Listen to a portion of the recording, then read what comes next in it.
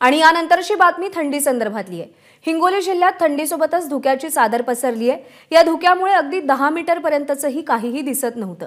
त्यामुळे वाहतुकीचा वेग मंदावला। शाळकरी मुलं, दूध विक्रेते, भाजीपाला विक्रीसाठी शहरात येणाऱ्या शेतकऱ्यांना धुक्याचा मोठा फटका बसला। याचा आढावा घेतलाय माधव दीपके यांनी। महाराष्ट्रात जोरदार स्वरूपाच्या थंडीची लाट पसरलेली आहे। अशा परिस्थितीत तुम्ही मला बघून जर म्हणत असाल की तुम्ही कुठल्या तरी थंड हवेच्या ठिकाणी आलेला आहात, परंतु तसं काहीही नाहीये।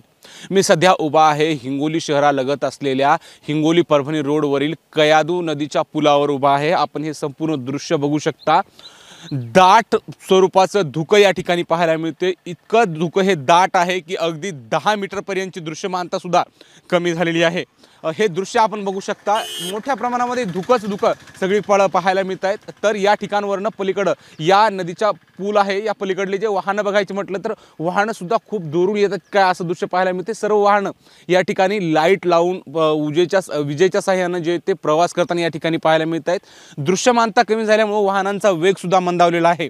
याचा फटका जो येतो शहरामध्ये येणारे भाजीपाला घेऊन येणारे शेतकरी, त्याचबरोबर शहरात दूध घेऊन येणारे दूधवाले, यासह इतर जे काही शेतकरी आहेत, नागरिक आहेत, त्यांना फटका बसतोय। आणि हे वाहन आपण बघू शकता अगदी लाईट लावून ज्यांना जो येतो वाहनांचा प्रवास करावा लागतो। एवढ्या मोठ्या प्रमाणामध्ये जे ते धुक्याची दाट चादर पाहायला मिळते आणि याचा फटका वाहतुकीवर मोठ्या प्रमाणात बसलेला आहे। दूधवाले, भाजीपालावाले यासह शाळकरी विद्यार्थ्यांना सुद्धा या धुक्यांचा मोठ्या प्रमाणात फटका बसला आहे। तर शेतीला सुद्धा या धुक्यांचा काही प्रमाणात फटका बसू शकतो। तर रब्बी हंगामातील जे काही पिकं आहेत त्यांना काही प्रमाणात फायदा होण्याचा सुद्धा अंदाज व्यक्त केला जातोय।